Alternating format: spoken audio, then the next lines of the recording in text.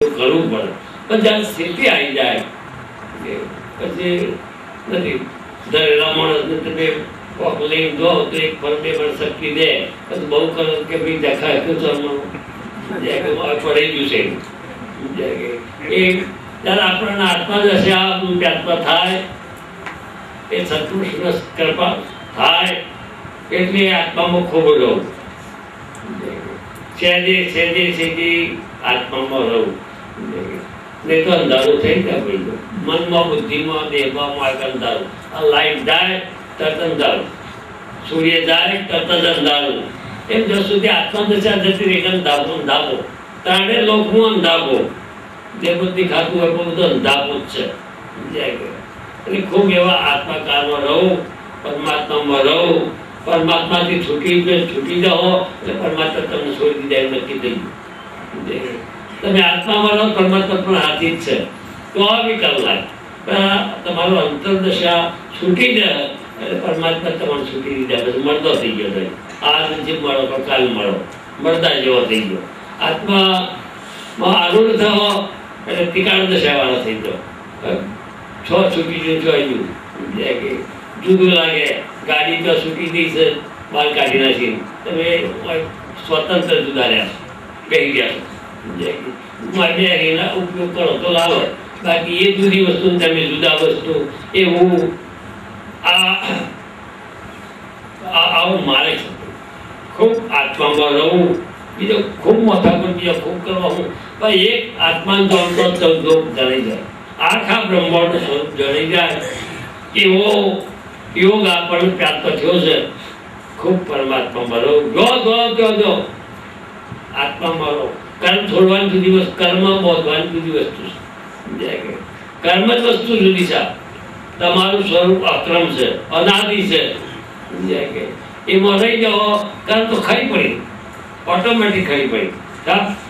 દરિયો નથી કહેતો નદીઓ સોખી થઈ થઈને આવજો તમે મેલી ગોલી જે હોય ને આવો ને દરિયો કરી દઉં તરત જ દરિયો જ કરી દઉં બીજી વાત ને. એક તમે સત્સંગમાં આવો ભજનમાં આવો એ ખૂબ ધન્ય ભાગ છે. એક તારું નિર્વાણ જવાના જ છો શુદ્ધ જ છો પરમાત્મા સ્વરૂપ જ છો તારે તમે આવો છો કોઈ હવાય જ્યારે પરમાત્મા તરફ લક્ષ્ય છે એ પરમાત્મા ધામમાં જવાનો છે એમાં કોઈ શંકા સ્થાન નથી. પરમાત્મા ખૂબ રહું સારા ભાવ કરવા ટાઈમ થયો છે એકાદું બજે બોલી પછી વાત કરો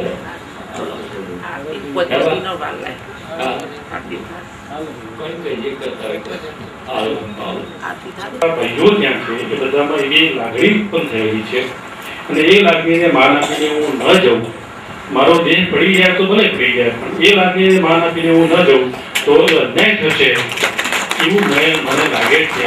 એટલે મારે જવું જોઈએ. પછી એ અહીંયા ઇન્ડિયામાં હોય કે અમેરિકામાં હોય એટલે અમેરિકામાં મોહ નથી. મોહ આપણા ભાઈઓનો છે આપણી વ્યક્તિઓનો છે આપણી એક વિશાળ સભા હોય છે ત્યાં ઘણા આપણા બીજો શનિવારે રવિવારે બહુ મોટી સંખ્યામાં ત્યાં હોય છે અને એ બધા બીજોને બાવજીનો લાભ મળે એ વસ્તુને ધ્યાનમાં રાખી અને અમે ફાઇનલી એવું વિચાર્યું કે જશે તો આપણે બી ધન્ય થઈ જઈશું અને આપણા ભાઈઓ બી ધન્ય થઈ જશું.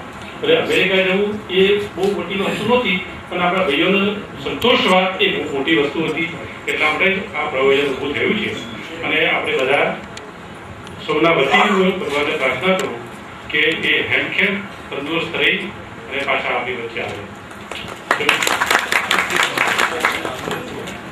બીજી એક ખાસ સૂચના વિનંતી છે કે બાવજી કદાચ આપણી પાસે અહીંયા છે નહીં હમણાં પૂનમે પણ પૂનમે આપણો આ સત્સંગ આપણી આ ભક્તિ આપણી ભાવનાઓ આપણી લાગણીઓ અહીંયા જ છે અને અહીંયા ચાલુ રહેશે અને બધાને આમંત્રણ છે કે ભલે બાવજી નથી પણ આપણે આ છત નીચે એમની ભાવનાઓની એમની મૂર્તિને ખ્યાલમાં રાખી અને આપણે બેસીશું તો આપણે એ જ સ્વરૂપમાં એમને જોઈ શકીશું. એ નમ્ર વિનંતી કે આપી પુણે પણ સૌ બધા તારીખ છે 7/6 અને રવિવાર એટલે આપણે બધા એમની ગેરહાજરીમાં એવો કોઈ ભાવ પેદા નહીં કરીએ. આપણે આવીશું અને આપણે એમને માન આપીશું અને આપણે સત્સંગ અને ભક્તિ ચાલુ રાખીશું. સદગુરુદેવ કી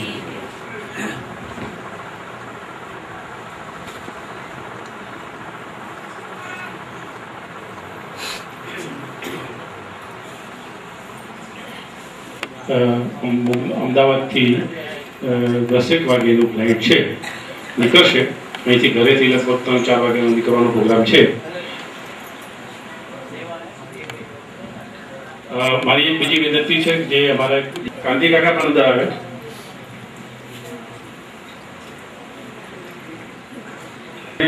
વૈભવી વિશાળ દેશ છે, ત્યાંથી એ ભાવનાઓને અહીંથી ત્યાં લઈ જવા માટે તમારી સમક્ષ છે એવા પ્રકાશભાઈને આપણે તાળી પાડીને સ્વાગત ઈચ્છા રાખીએ કે બાવજીના જે શબ્દો ત્યાં પડે એ શબ્દો પણ ત્યાં આપણી માફક ઉગે અને ત્યાં બી આવો થોડો સત્સંગ બને એવી આપણી ભાવનાઓ છે. હવે આટલો સમય છે અને હવે